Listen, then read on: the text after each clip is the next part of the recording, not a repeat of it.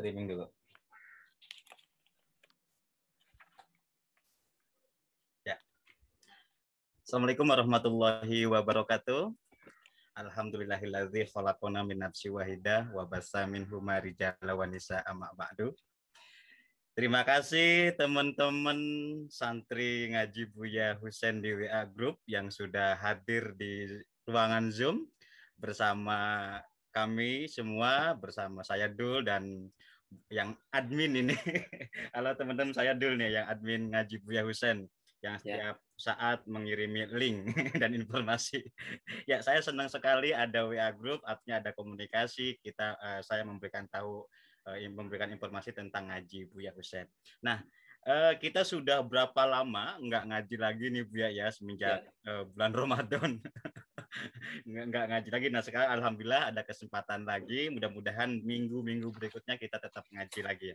Nah, baik, kita masih tetap ngaji kitab Al-Fiqhu wa Al-Islamu Adilatuhu karya dari Dr. Wahbah Al-Juhaili. Kita masih lanjut bab tentang wali nikah ya Bu ya. Ya, oke. Monggo Bu ya, langsung. Terima kasih.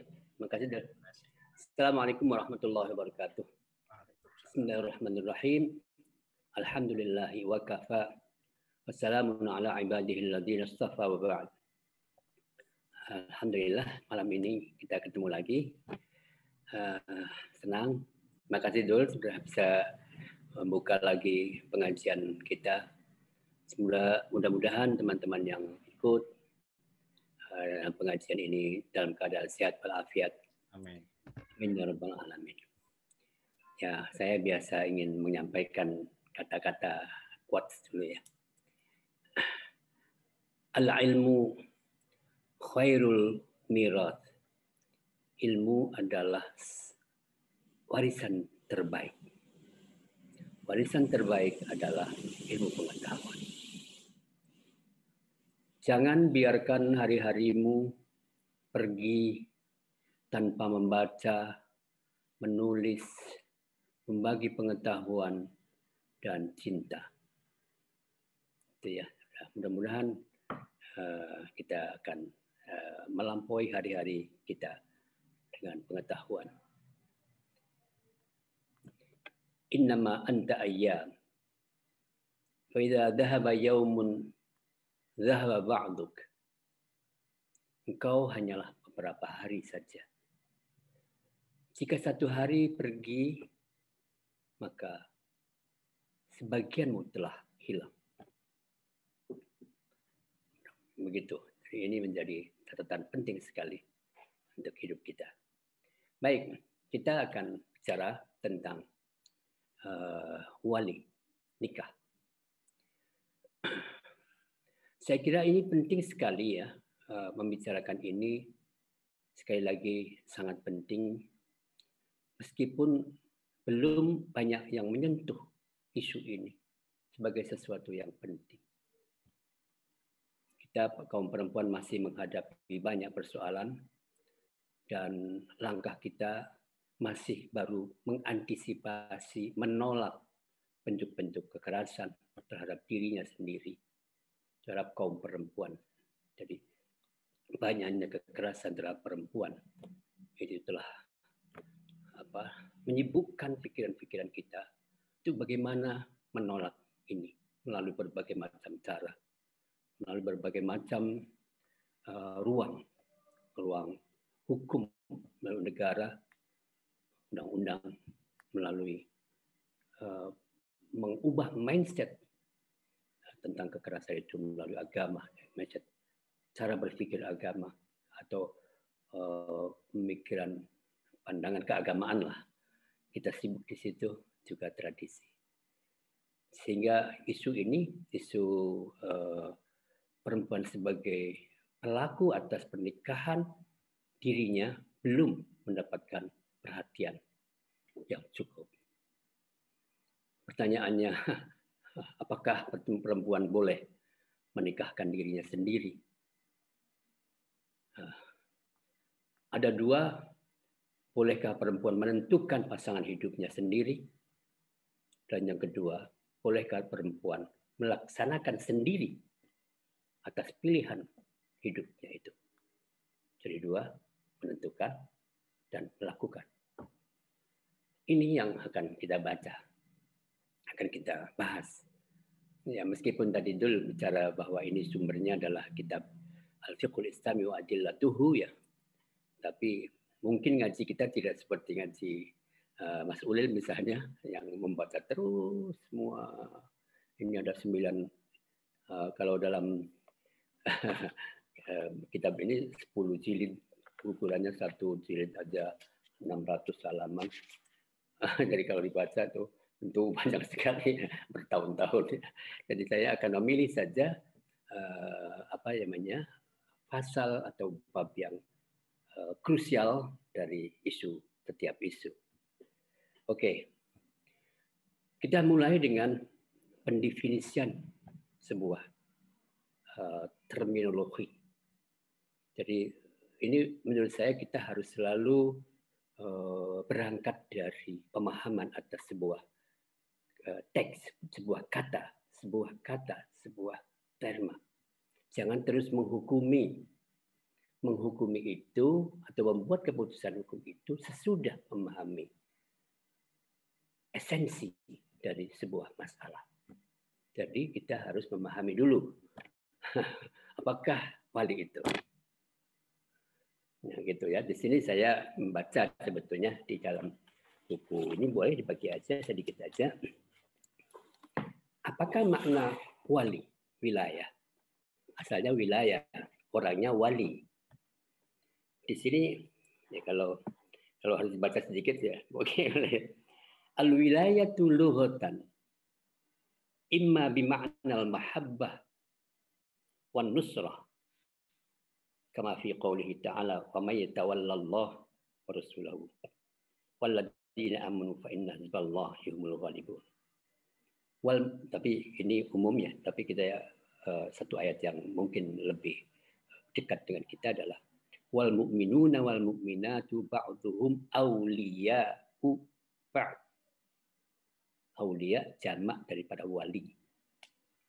Artinya adalah secara literal, secara harfiah, wali itu adalah wilayah itu adalah cinta. Wilayah itu adalah pertolongan. Kalau bahasa kita adalah orang yang wali adalah orang yang mencintai, orang yang membantu. Seorang mukmin dengan orang mukmin hendaklah saling membantu, saling mengasihi. Jadi tadi wal mu'minuna wal mu'minatu ba'dhum awliya'u ba'd.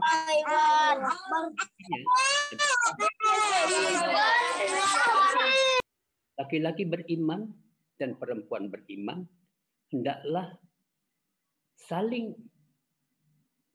mengasihi dan saling menolong, bekerja sama. Itu dulu. Nanti kita akan ketemu dengan kenapa Bapak, misalnya wali musbir, misalnya nanti, tapi itu nanti aja. Nah, tetapi juga ada bermakna qudrah, apa? As-sultah, wa imma bimakna as-sultah wal qudrah.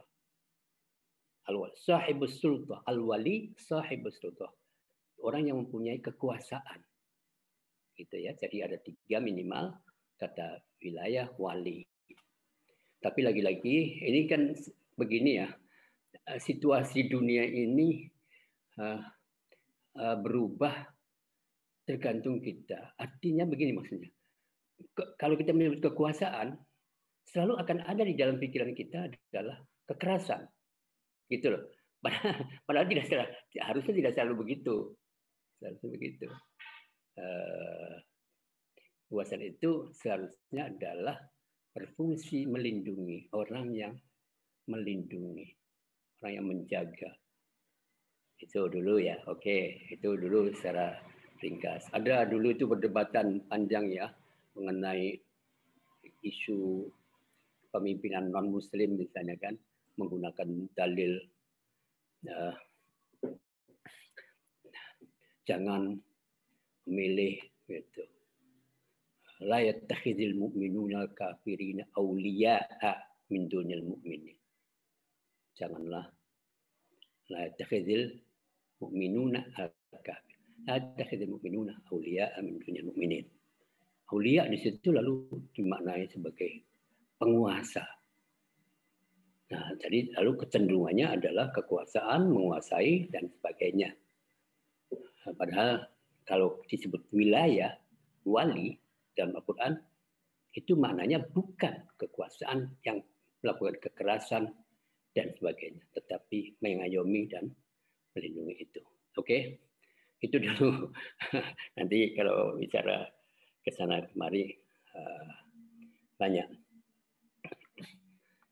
Nah, jadi ada lagi satu ayat yang selalu juga kita dengar itu ala inna awliya Allahi la khaufun alaihim wa lahum yahzanun. Ingatlah bahwa para kekasih Allah itu aulia Allah, waliullah gitu. Aulia jamaknya la khaufun alaihim, kekasih Allah itu tidak akan. Jadi itu sebetulnya ya, wali itu adalah orang yani wa yusamma mutawallil aqdi, dinamakanlah orang yang bertindak sebagai wali, sebagai tadi melakukan satu tindakan mengasihi dan melindungi dan mengayomi, itu adalah wali. Oke, gitu. Jadi wali adalah orang yang itu. Sekarang kita masuk ke dalam sebuah apa syarat sebagai wali di dalam pernikahan. Nah, saya tidak tahu ini karena urutannya kita sendiri juga bicara tentang apakah perempuan itu bisa bertindak sendiri untuk melakukan transaksi yang berkaitan dengan dirinya sendiri, tindakan untuk dirinya sendiri. Nah, dalam perkawinan bagaimana? Ini nampaknya agak berbeda sekali di dalam perkawinan dengan di dalam transaksi sosial yang lain, perdagangan dan sebagainya ya. Nah, kalau kita bicara tentang perempuan, pada umumnya kita mendengar bahwa perempuan itu tidak bisa bertindak sendiri untuk melakukan hal yang berkaitan dengan kepentingan dirinya sendiri. Nah, dalam hal ini misalnya khususnya dalam hal perkawinan. Saya membacakan tentang pandangan para ulama. Al-wilayah fi zawaj. Itu ya, al-wilayah fi zawaj, perwalian di dalam perkawinan. Di halaman 6690 dalam buku kitab Fiqhul Islami wa Adillatuhu juz 9 terbitan keempat yang sudah direvisi tahun 2004 gitu ya. Jilidnya berbeda-beda nih. Begini. Ittafaqal fuqaha'u. Coba lihat ya. Ittafaqal fuqaha'u ala annahu yushtaratu li sihhati zawaji ay yakuna liman yatawallahu wilayatu isya imma bin nafsi wa imma bil ghairi. Bahwa ulama sepakat, para ulama ahli fikih sepakat bahwa disyaratkan untuk sahnya perkawinan adalah untuk dilakukan oleh orang yang bisa menjadi pemimpin, menjadi pelindung, menjadi pengayom, yang mencintai, pengayom yang mencintai, yang menyayangi dan sebagainya. Baik orang itu wilayatu insya'ihi, melakukannya sendiri, imma bin nafsi wa imma bil ghairi. Oke, lebih cepatnya aja kalau kita lebih cepat. Siapa itu? Ya, orang tua, laki-laki lagi. Artinya apakah laki-laki itu bahwa bertindak sendiri, wali itu, laki-laki bapak sebagai wali, anak perempuan.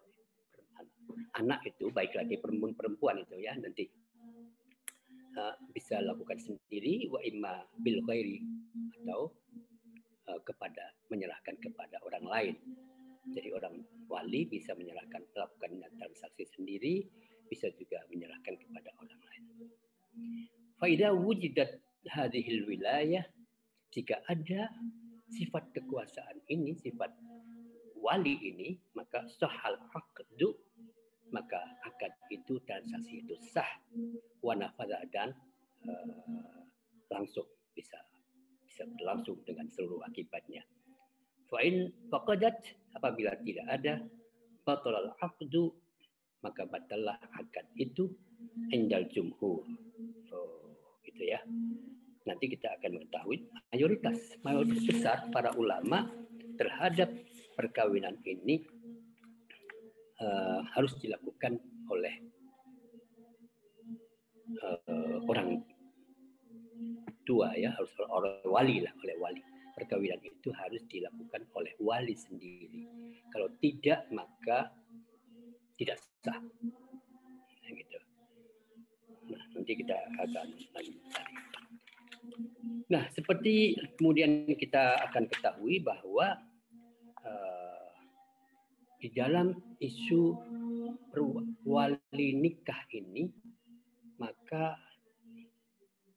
semua mayoritas ya, kama arafna, jadi kan istiratul wilayah, saya menyebut langsung aja, syarat wali dalam pernikahan, dalam pernikahan seorang perempuan, gitu deh. Istiratul wilayah fi zawajil mar'ah, persyaratan wali di dalam perkawinan perempuan. Nah, gitu. Oke, kita langsung gitu maksudnya sih. Lil fuqaha'i kama arafna ra'yan. Seperti kita ketahui, para ahli fikih itu ada dua pendapat. Fil iqadiz zawaji bi ibaratin nisa'i. Di dalam keberlangsungan terjadinya pernikahan yang disampaikan oleh perempuan. Nah, kita sudah langsung kepada dia melakukannya ya. Kalau bicara lagi apakah perempuan bisa melakukan tindakan, bisa memilih, ya sudah kemarin, perbincangannya sudah kemarin. Jadi kalau perbincangan kemarin kan perempuan tidak bisa menentukan pilihannya sendiri. Ada namanya wali mujbir kalau di dalam mazhab Syafi'i. Wali mujbir adalah wali yang bisa menikahkan anak perempuannya yang gadis ya, tanpa izin dari perempuan gadis itu. Permohonan izin kepada anak perempuan itu baik-baik saja. Jadi tetapi tidak izin kepada anak perempuan yang akan menikahkan juga sah. Gitu. Oke, paham ya? Jadi para mazhab Syafi'i dan para mazhab yang lain begitu. Itu dulu. Nanti bicaranya wali mujbir dulu lagi, lama lagi. Mujbir. Tapi sekedar mengingatkan saja, wali mujbir bukanlah wali yang memaksa. Meskipun diterjemahkan sebagai pemaksa. Oh, gitu. Wali mujbir bukan wali mukrih. Jadi ada ikrah, ada ijbar. Ijbar tidak sama dengan ikrah. Dalam bahasa Indonesia diterjemahkan secara sama. Ini menimbulkan dampak. Kesimpulan masing-masing yang mendengar itu sama, memaksa boleh. Nah, gitu. Padahal kedua kata memberi nuansanya berbeda, prakteknya berbeda. Itu berbahaya nih.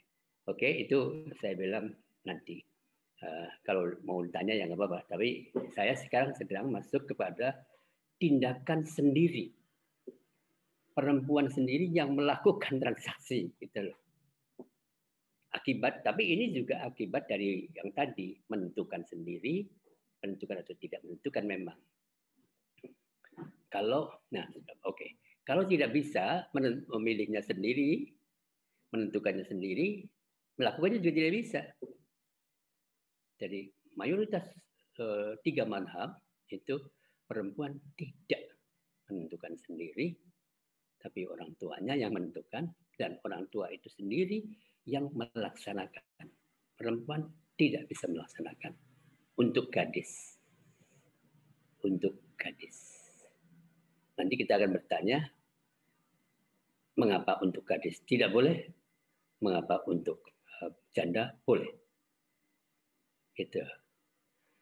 Oke, sekarang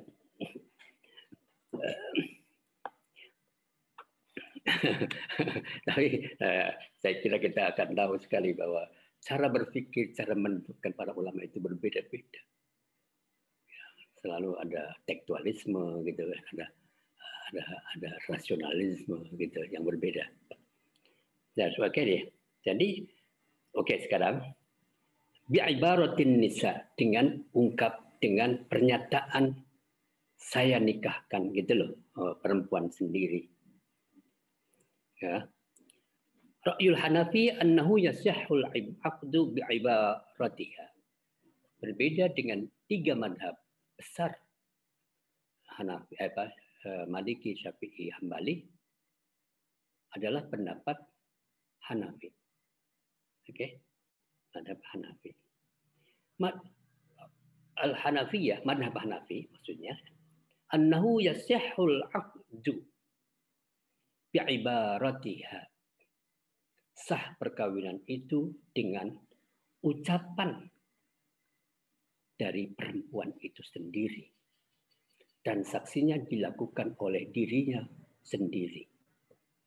Tidak oleh walinya. Oleh sendiri, nantinya kita akan melakukan, perempuan boleh melakukan dirinya sendiri dan boleh mewakilkan kepada orang lain. Dirinya sendiri itu boleh kalau sedang keberatan, seperti ayah juga boleh mewakilkan kepada orang lain. Besok saya mengawinkan juga di pagi jam 9-nya. Jadi dipasrahin untuk mengawinkan. Oke. Biduni waliyin itu kan, di ibaratiha biduni waliyin, tanpa wali. Wara'yul jumhur, pendapat jumhur, mayoritas. Sebetulnya kalau kita kan biasanya hanya membatasi 4 mazhab ya. Sebetulnya bisa lebih daripada 4 mazhab itu. Maka mayoritas jumhur itu bisa lebih dari 3. Banyak lah. Annahu yabtulul aqdu biduni waliyyin. Gitu ya, bahwa akad itu batal tanpa wali. Tanpa dilakukan oleh wali. Nah, oke. Kita langsung nih. Argumentasinya panjang sih. Ini panjang sekali nih dari ke awal al-wilayat bizawaj itu tadi. Mana wilayah itu pembagiannya dan sebagainya ya. Kalau di kitab kita masih sekarang aja ya, masih juga ya, padahal kitab ini kitab baru ya, artinya ditulis oleh orang sekarang, masih bicara tentang budak, perbudakan, wilayah itu sayyid gitu, wilayah itu itaqah, wilayah itu mawalah gitu. Banyak sekali masih dahulu kala. Masih ditulis juga. Perbudakan sudah tidak ada. Oke. Nah, jadi ya di Indonesia sendiri juga masih begitu. Masih begitu ya. Jadi masih menggunakan undang-undang kita masih menetapkan bahwa perempuan yang menikah itu harus dilakukan oleh wali, tidak oleh dirinya sendiri. Dan wali itu adalah laki-laki, bukan perempuan. Wali itu adalah ayahnya, bapak atau kakek. tidak ibunya atau neneknya. Begitu. Kalau tidak ada, maka yang menikahkan adalah kakak laki-lakinya atau adik laki-lakinya. Begitu. Meskipun ibunya ada. Nah, bibinya ada atau kakek neneknya lah ada. Itu ya. Masih begitu kan? Oke. Tapi persyaratan seorang perempuan boleh menikahkan itu tadi kita melihat dari mazhab Abu Hanifah ya. Kalau mazhab yang lain kan selesai tuh, nggak boleh semua tuh. Jadi kita coba melangkah kepada bagaimana ke depan kita mengusulkan ada ada namanya revisi terhadap undang-undang perkawinan dalam pasal tentang wali nikah. Nah, kita harus punya argumentasi. Revisinya itu kira-kira perempuan bisa melakukan transaksi sendiri, melaksanakan sendiri, gitu ya. Jadi apa argumentasi agamanya nanti? Biasanya kan di situ ributnya ya. Ribut perdebatan itu di situ, utak. Betapa luar biasanya agama memberi keyakinan, kebenaran. Oke, saya akan menyampaikan. Amar ra'yul awal. Faqala Abu Hanifah. Dari Hanafi dulu. Jadi urutannya begitu rupanya ya. Biasanya strategi begini ini, strategi penulis begini ini ada tujuannya. Mendahulukan dulu pendapat yang tidak sama dengan dirinya. Kemudian baru dia akan menyampaikan pandangan yang sesuai dengan dirinya. Kemudian biasanya akan mengkritik pendapat yang awal itu. Jadi biasa kan dalam persoalan diskusi itu kan begitu. Silakan Anda dulu deh pendapatnya. Setelah itu baru kita akan kritisi. Nah, gitu. Jadi ini juga begitu kelihatannya penulis buku ini tetap mengikuti jumhur ya misalnya. Tapi baiklah, nggak apa-apa. Kita akan mencoba melihat bagaimana argumentasi yang tidak populer. Bagaimana argumentasi yang bukan mainstream. Bukan pendapat mainstream. Pendapat minoritas. Ya, perjuangan kita ini minoritas nih. Jadi kalau saya itu kalau sebut minoritas, ya bukan hanya karena jumlah, tapi karena mereka yang disisihkan itu, yang dimarginalisasi itu. Meskipun jumlahnya banyak ya. Faqala Abu Hanifah Abu Yusuf fi zahir riwayah. Yanfadhu nikahu hurratin mukallafah. Jadi menurut Abu Hanifah dan Abu Yusuf, saya harus mengatakan Abu Yusuf adalah murid utama dari Imam Abu Hanifah dan Abu Yusuf adalah qadil qudat pertama dalam sejarah dinasti Abbasiyah. Dari di situ sebelumnya memang belum ada juga. Jadi pada dinasti Abbasiyah ada diangkat semacam ketua Mahkamah Agung lah. Ketua Mahkamah Agung. Nah ini Abu Yusuf itu kira-kira sebagai ketua Mahkamah Agung atau Hakim Agung pada masalah itu. Mereka keduanya mengatakan nikah seorang perempuan merdeka yang mukallaf. Mukallaf itu apa? Balighah aqilah. Oke. Balighah. Baligh aqilah yang cerdas. Nanti kita akan bicara lagi. Balighah ini juga lagi. Baligh itu apa? bahasa kitabnya balighah terus. Tapi dikonversi ke dalam bahasa kita Indonesia sekarang apa? Konversi bahasa Indonesianya adalah dewasa. Keduanya itu. Lalu dewasa itu ukurannya bagaimana? Kalau dikonversi dengan tahun, usia. Itu juga tidak ada di dalam teks klasik lama ya, tidak ada. Belakangan aja modern. Nah, gitu. Bila ridha wali, tanpa ada persetujuan wali, orang tua maksudnya itu. Jadi menurut Abu Hanifah, seorang perempuan dewasa yang ya aqilah, yang berpikir, sudah sih berpikir, bukan orang gila atau bukan apa ya, yang kurang lah secara akal. Apa itu ya? SLB itu loh yang misalnya. Walil mar'atil balighah al-aqilah, maka bagi perempuan yang baligh dan aqilah, yang pintar, an tatawalla aqda zawajiha, melakukan tindakan sebagai tindakan sendiri untuk akad perkawinannya. Wa zawaja ghairiha, dan dia juga bisa mengawinkan selain dirinya. Perempuan mengawinkan perempuan yang lain. Ini gitu ya. Baik mengawinkan diri sendiri maupun mungkin di atas namakan orang lain, minta seorang perempuan ulama, anak pinter, tolong dong kawinkan saya, seorang temannya perempuan, untuk menikahkan saya dengan si laki-laki itu. Yang menikahkan adalah si perempuan ulama ini.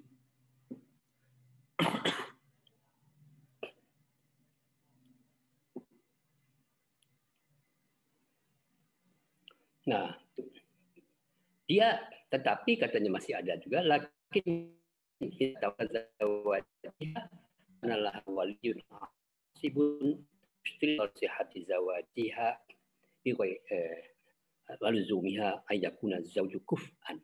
Tapi ini ukuran, jadi hendaklah kalau dia mengawinkan dirinya sendiri, hendaklah laki-laki yaitu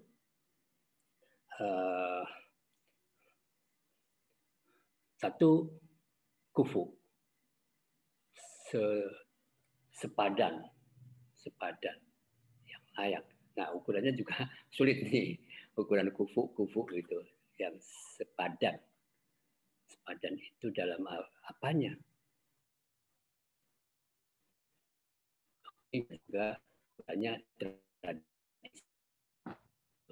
Tapi sekarang sih macamnya macam-macam nih, kawin dengan siapa, orang Jawa dengan orang luar Jawa, orang Indonesia dan orang luar negeri, anak kiai dengan orang biasa, ini dengan apa namanya, ya tukang masaknya gitu, bisa begitu sekarang dia ya. Jadi kepantasan sajalah. Mungkin kufu itu yang pantas. Nah, malah yaqillal mahru an misil, tapi juga harus dengan mahar yang misil, yang sepadan, yang umum. Mahar misil ada mahar yang umum sesuai dengan tingkat perempuan itu sendiri. Ya, gitu ya. Oke. Sekarang saya akan masuk saja kepada dalil. Jadi keputusan hukumnya begitu.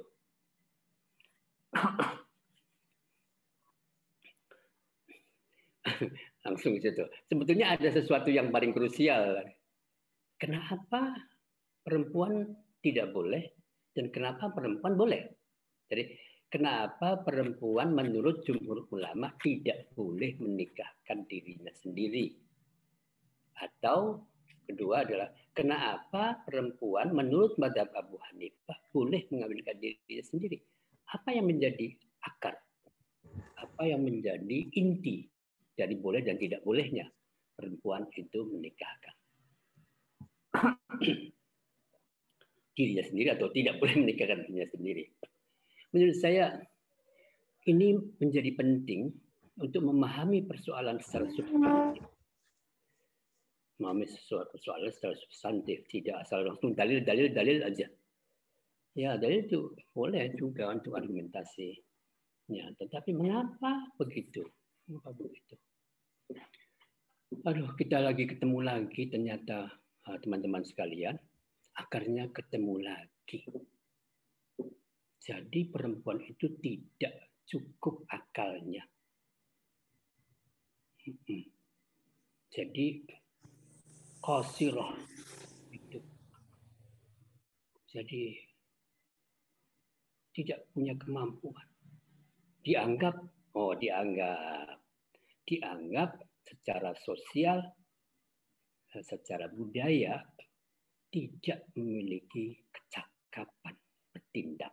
Tuh, gitu namanya. Kecakapan bertindak secara hukum. Lihat aja di dalam undang-undang juga bisa terjadi cakapan itu menjadi syarat cakapan bertindak ya. Cakapan bertindak dalam hukum perdata, dalam hukum pidana dan sebagainya itu. Itu siapa? Nanti di situ akarnya. Akar persoalannya adalah perempuan oleh mayoritas besar itu tidak memiliki kecakapan bertindak. Itu. Itu. Ahliyah bahasa kitabnya. Ahliyat. Ada ahliyatul wujub, ahliyatul ada, gitu. Yang kita bicarakan adalah ahliyatul ada. Kalau ahliyatul wujub itu pokoknya manusia punya hak, itu aja. Tiap manusia punya hak, tetapi tidak semua manusia mempunyai hak untuk menerima, gitu, untuk menerima. Tapi hak untuk bertindak tidak selalu. Seperti anak-anak. Anak-anak berhak untuk menerima warisan misalnya. Walaupun dia masih anak-anak. Tapi kalau ahliyatul ada itu bertindak untuk suatu transaksi sendiri. Secara hukum dibenarkan atau tidak. Jadi ujung-ujungnya perdebatannya lagi-lagi persoalan kecakapan bertindak. Mayoritas berpendapat bahwa perempuan belum cukup atau tidak cukup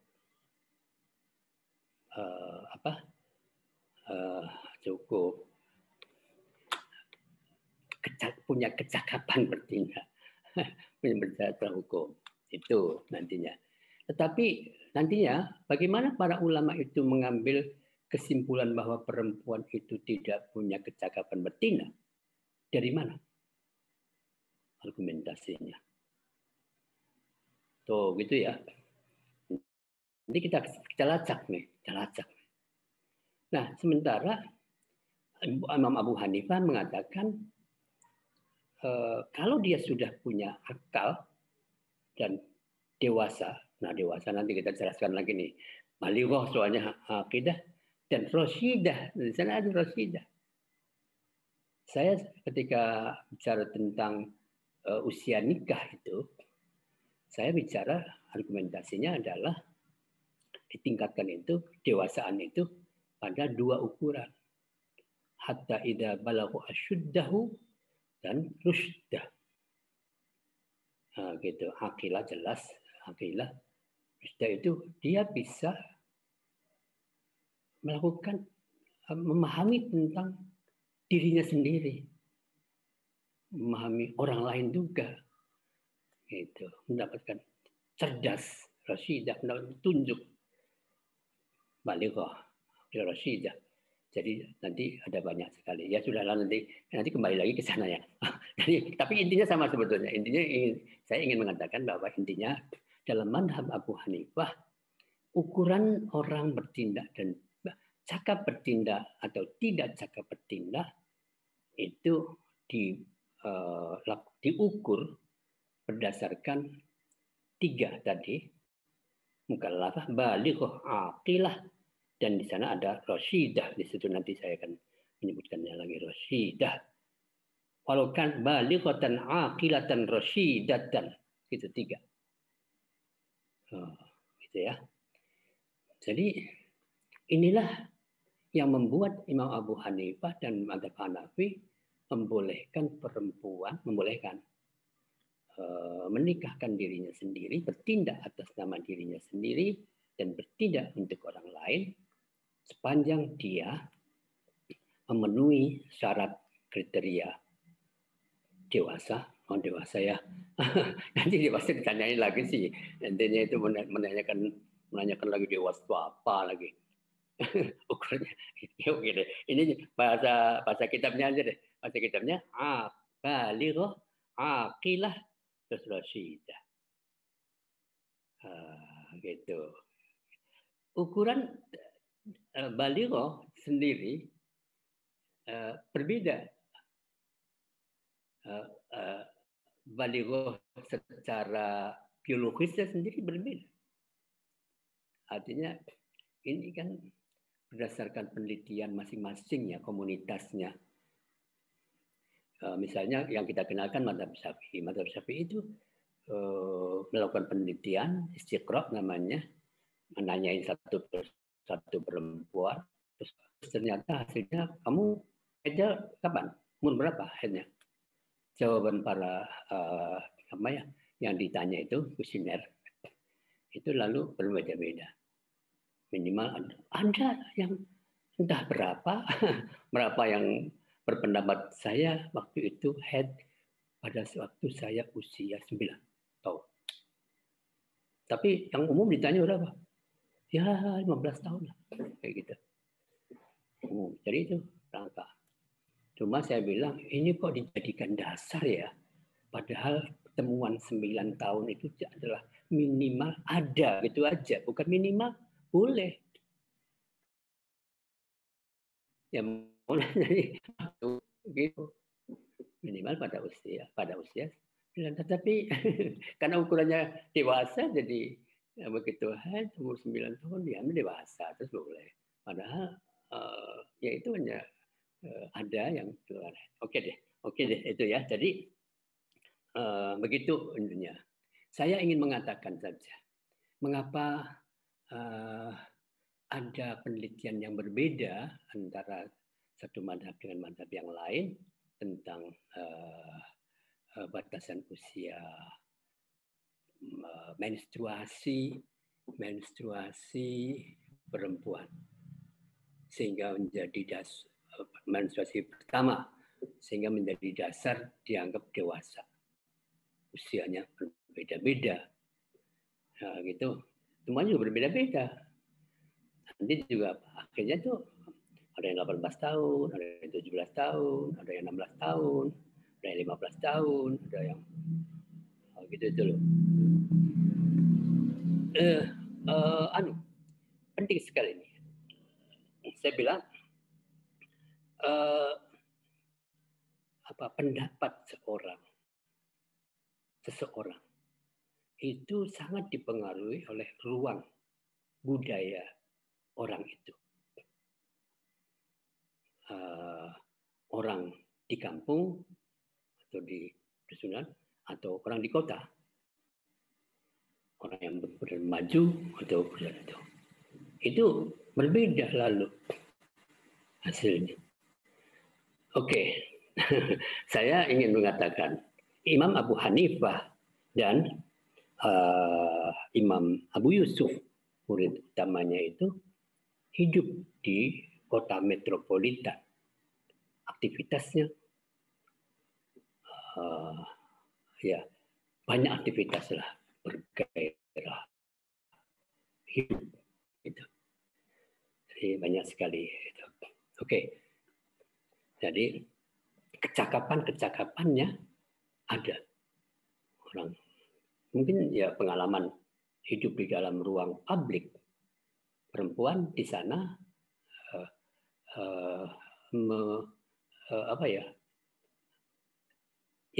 diperkenankan, terbuka untuk aktivitas sosialnya dan sebagainya, sehingga ini bisa terjadi. Begitu. Ya, ini umum cara berpikir mazhab Hanafi. Cara berpikir mazhab Hanafi itu memang dipengaruhi oleh realitas kebudayaan, politik, ekonomi, dan sebagainya. Saya bilang ini hal penting yang mendasari seluruh kebijakan. Bukan soal asbabul wurud, bukan soal asbabul nuzul, tetapi kebudayaan itu sendiri yang membentuk sebuah pemikiran seorang, tindak, merumuskan hukum, sebagainya. Realitas kebudayaan itu adalah dasar untuk melakukan langkah tasri' atau penetapan hukum. Oke, nah itulah logika. Tetapi lalu biasanya kita kan selalu akan dalilnya mana, gitu. Oh, hadisnya ada enggak, Qurannya ada enggak, kan gitu ya. Itu ciri khas kita orang agama sih, menyampaikan pendapat itu tidak bisa. Logika saja. Jadi harus ada dalilnya. Saya sering dalilnya mana? Ya banyak sekali yang nggak ada dalilnya. Listrik dalilnya mana? HP online ada nggak ada? Ya nggak ada. Aduh, ya udahlah. Nah, oke. Imam Abu Hanifah atau Mazhab Hanafi menyampaikan sebuah dalil ya. Nah, pertama adalah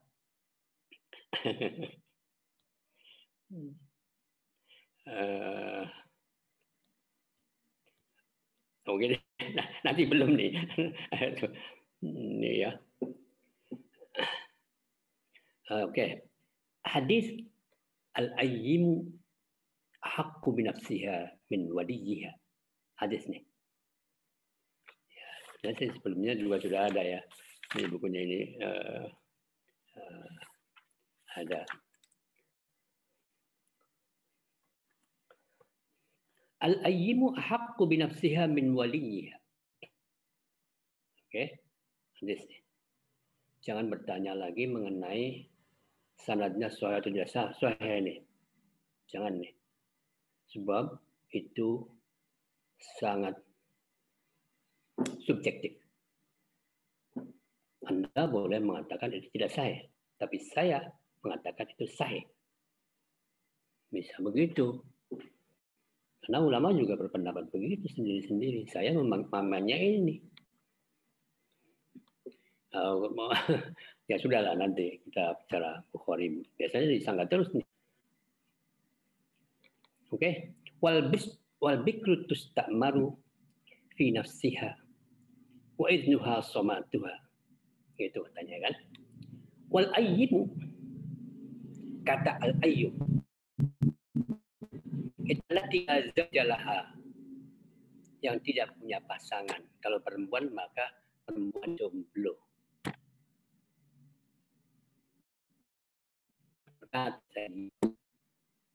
Gitu.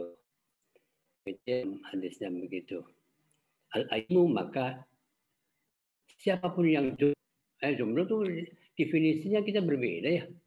Apa sih definisi jomblo tuh? Definisi jomblo apakah orang belum pernah kawin, menikah, atau sebenarnya tidak punya pasangan? Orang yang sudah pernah kawin ya. Tapi cerai, kemudian nggak punya pasangan lagi, bukan? nampaknya itu. Nampaknya jomblo itu untuk konteks Indonesia adalah orang yang belum pernah kawin, gitu kan? Laki-laki maupun perempuan nih. sorry. Bukan pejoratif ya. Bagus-bagus saja. Kalau ada jomblonya jelek ya enggak lah. Biasa aja. Jadi di situ hadisnya al-ayyimu allati la zaujalaha, tidak punya pasangan. Kalau perempuan maka pasangannya laki-laki. Bikron kanat au tayyiban, baik itu gadis maupun janda. Itu ya. Ini juga definisi gadis dan janda itu ada gadis apa itu? Perawan apa itu namanya itu yang belum tentu itu ada juga. Fadalla ala anna lil mar'ati, maka hadis ini menunjukkan bagi perempuan al-haqqu fi tawallil aqdi, hak untuk menikahkan dirinya sendiri, bertindak, melakukan transaksi. Itu dalilnya. Di sana sebetulnya ada hadis yang lain. Apa itu? As-sayyibu ahaqqu bi nafsiha min waliyha. Itu hadis yang lain. As-sayyibu ahaqqu bi nafsiha min waliyha. Itu yang populer ya, yang banyak sekali kita wal bikru tusta'zanu. Kalau as-sayyibu tusta'maru wa as-sayyibu wal bikru tusta'zanu wal sayyibu tusta'maru. Coba lihat saja, hadisnya berbeda-beda. Berbeda-beda. Ini sini kan wal bikru tusta'maru lagi disuruh perintahnya. Diminta perintahnya. Menurut ini argumen yang hadis yang dikemukakan oleh madhab Abu Hanifah itu bahasa atau redaksi hadisnya berbeda dengan redaksi hadis yang lain. Di sini disebutkan wal bikru tusta'maru fi nafsiha wa idnuha samatuha. Ini berbeda tuh kan? Aduh, ini pusing nih kalau masalah hadis tuh. Karena saya bilang hadis ini diterima dengan mendengar ya. Nabi mendengar, orang mendengarkan Nabi mengatakan begini. Terus tidak ada rekaman, tidak ada catatan tradisi lisan oral, sehingga ditangkap oleh orang pendengarnya berbeda-beda, lalu dia menyampaikan kepada orang lain pendapat menurut dia sendiri dengan redaksi dia sendiri, tapi menghubungkannya itu. Ya sepanjang tidak bertentangan nggak apa-apa. Nah, gitu tuh. Itu problem lah, nanti kita bisa tentang hadis sanad-sanad itu. Tapi menurut ini dalam kitab ini bahasanya begitu, bahwa seorang gadis itu disuruh minta di dalam dirinya, dan kalau diam maka izin, berarti dia mengizinkan. Ya. Wal ayyumu tadi. Satu begitu ya hadis. Kalau saya tambahkan tadi, yang satu lagi adalah as-sayyibu haqqu bi nafsiha min waliha. Seorang janda itu lebih berhak atas dirinya sendiri daripada walinya. Tuh kan? Ada nggak praktek yang di Indonesia ini sudah janda mau nikah lagi mengawinkan diri sendiri? Nggak ada juga ya? Nggak ada.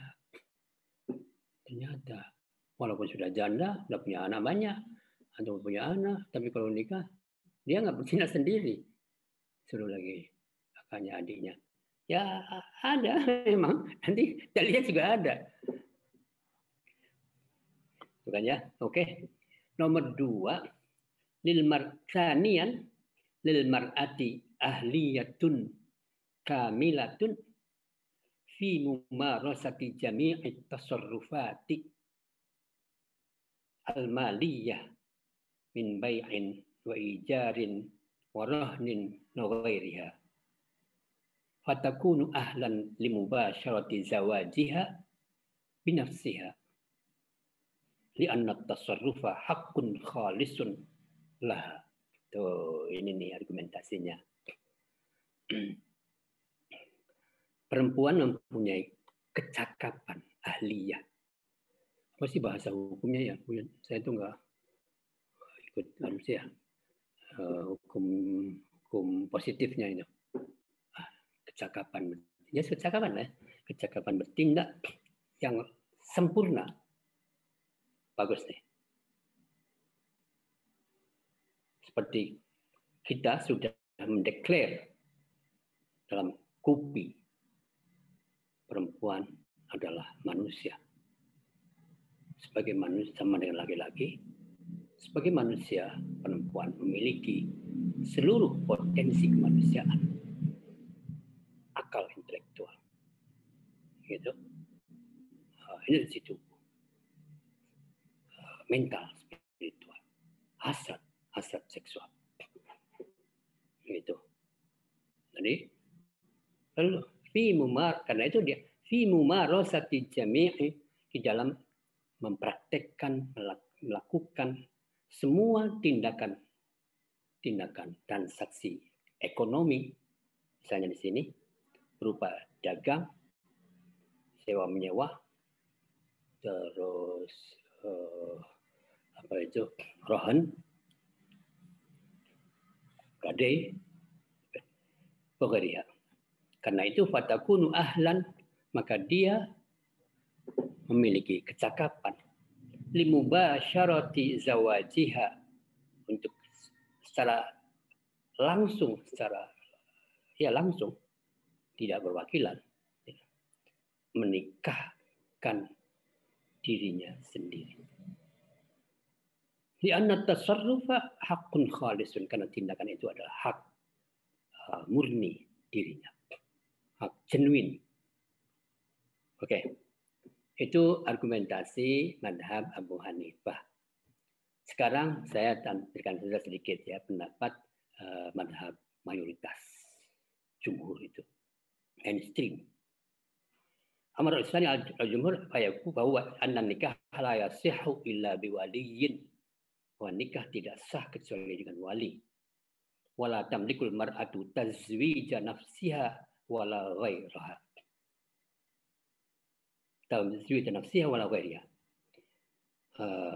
Nikah tidak sah perempuan itu kecuali dengan wali, dan perempuan tidak memiliki hak untuk mengawinkan dirinya sendiri dan tidak juga hak untuk mengawinkan selain dirinya sendiri. Wala tawkila ghaira waliha, tidak bisa mewakilkan juga selain walinya, mewakilkan kepada walinya. Itu. Fa'in fa'alat, jika perempuan itu melakukannya, walau kanat balighatan, meskipun dia balighatan, wa aqilatan rasyidatan, tuh seperti pandangan madhab Abu Hanifah tadi, meskipun dia pintar, sudah dewasa, cerdas, ya, itu lam yasihhan nikahu, tidak sah nikahnya. Wa huwa ra'yu katsirin minas sahabati. Nah, ini coba lihat. Anda kalau diserang dengan ini bagaimana jawabannya? Ini pendapat mayoritas sahabat, Ibnu Umar, Ali, Mas'ud, Ibnu Abbas, Abu Hurairah, Aisyah, itu katanya. Dan wa ilaihi dhahaba Sa'id bin Musayyab, Hasan, Amr bin Abdul Aziz, Umar bin Abdul Aziz, Jabir bin Zaid, As-Sawri, Sufyan Thawri misalnya, wa Ibnu Abi Layla, Ibnu Shubrumah, Ibnu Mubarak, Abdullah Al-Ambari, Ishaq bin Rahuyah atau Rahawai katanya, Abu Ubaidah rahimahumullah. Coba lihat. Penulis ini Syekh apa namanya? Dr. Wahbah Al-Zuhairi itu mengungkapkan begitu, menulis begitu banyak orang, tuliskan semua pendapat jumhur itu, disebutkan orang-orang banyak sekali. Para sahabat. Itu laki-laki semua, Bu ya? Ya, adalah. Berapa menit lagi, Dul? Ya, ini 2 menit lagi, Bu ya. Ini ada pertanyaan. Ya, belum panjang itu. Kan begitu kalau di kitab itu.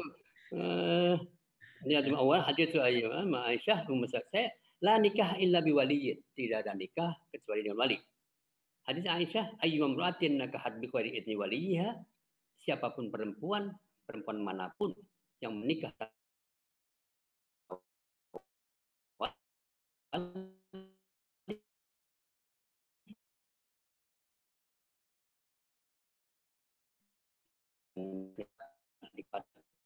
hubungan seks gitu ya, sudah pakai wali kemudian berhubungan, maka tidak sah, batalkan, dan dia berhak untuk mendapatkan mahar. Fa in istajaru fasultan waliyyu man la waliyah, apabila bertengkar antara mereka, antara wali dengan anak perempuannya, perempuan, Pak saya sudah gitu, tidak, antara bapaknya dengan anaknya tidak cocok itu pilihannya, tapi kemudian mengawinkan dirinya sendiri perempuan itu, maka fa'in istajaru, oke kalau begitu bertengkar, bermusuh. Fasultanu waliyyu man la waliyah. Jadi biasanya Abdul Wali itu wali tidak mau menikahkan. Maka yang menikahkan siapa? KUA. Aduh, di sini sultan itu ya presiden atau pemimpin negara. Gitu. Bisa diwakilkan kepada wakil-wakilnya. Menjaga agama kepada KUA dan sebagainya. Wa haditsu Abi Hurairah la tuzawwijul mar'atu mar'asaha. Tuh, coba lihat ini keras lagi nih. Keras nih, bahasanya keras. Perempuan tidak bisa menikahkan dirinya sendiri. Fa inna zaniyah, karena perempuan yang berzina, hiya allati tuzawwiju nafsaha, adalah perempuan yang mengawinkan dirinya sendiri. Mengerikan betul. Mengawinkan diri sendiri dianggap sebagai zina.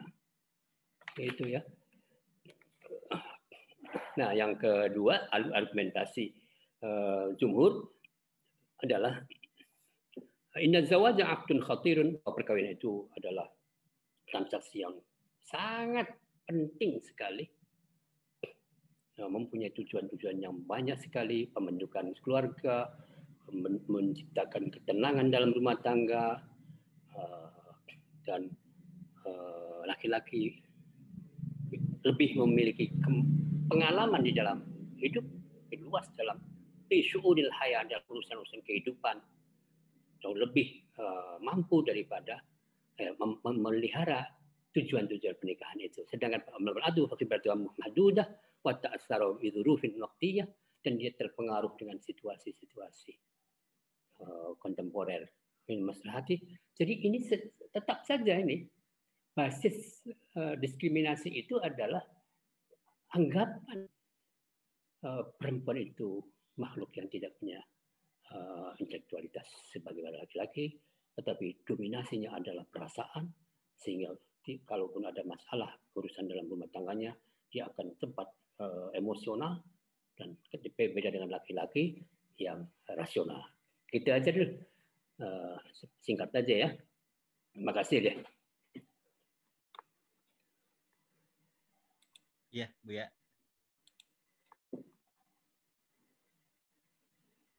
Halo, Bu. Ya. Ya.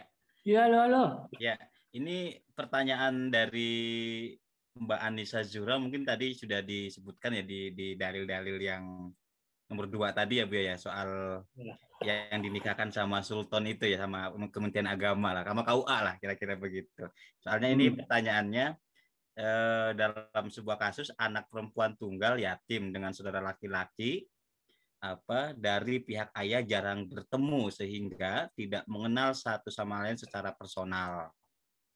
Lalu ibunya lah yang sangat berperan dan mengetahui hidup anak tersebut. Dalam kasus ini, apakah secara agama posisi ibu dapat diperhitungkan sebagai wali?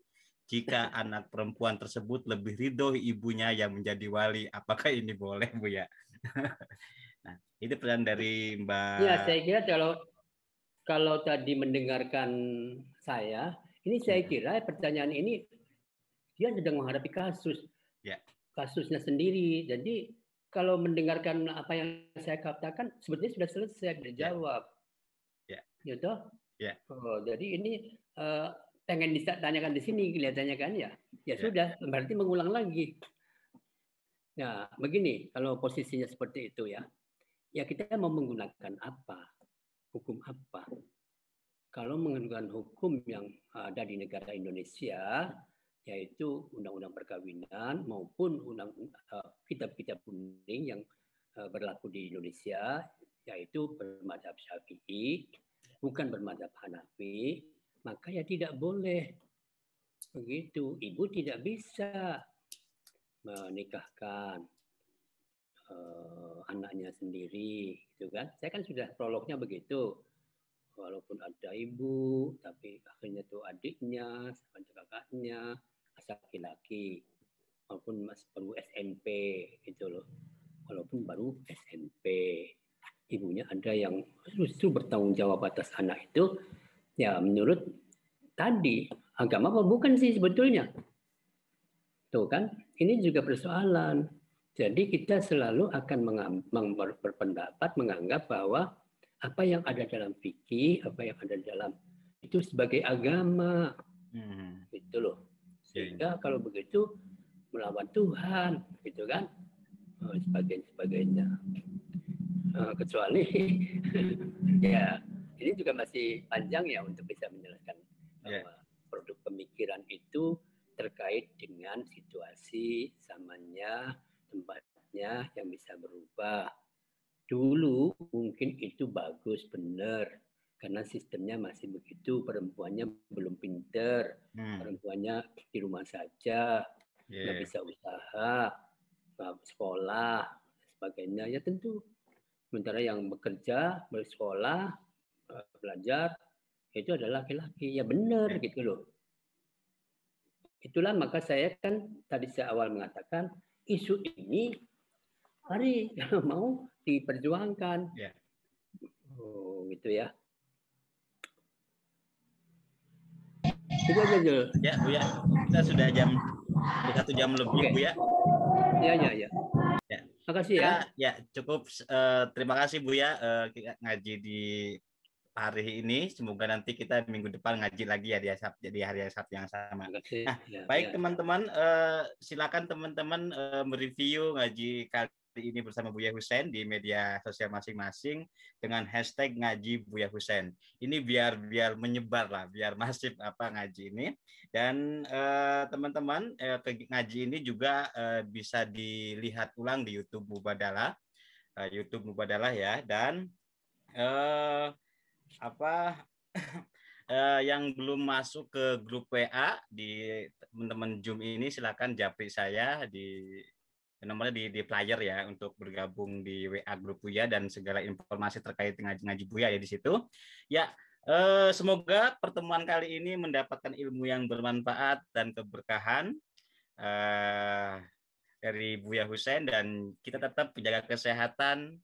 Yang sakit segera pulih, segera pulih kembali ya. Ya, itu saja dari saya. Wallahul muwaffiq ila aqwamit thoriq. Assalamualaikum warahmatullahi wabarakatuh. Terima kasih teman-teman. Sampai ketemu minggu depan ya. Ya.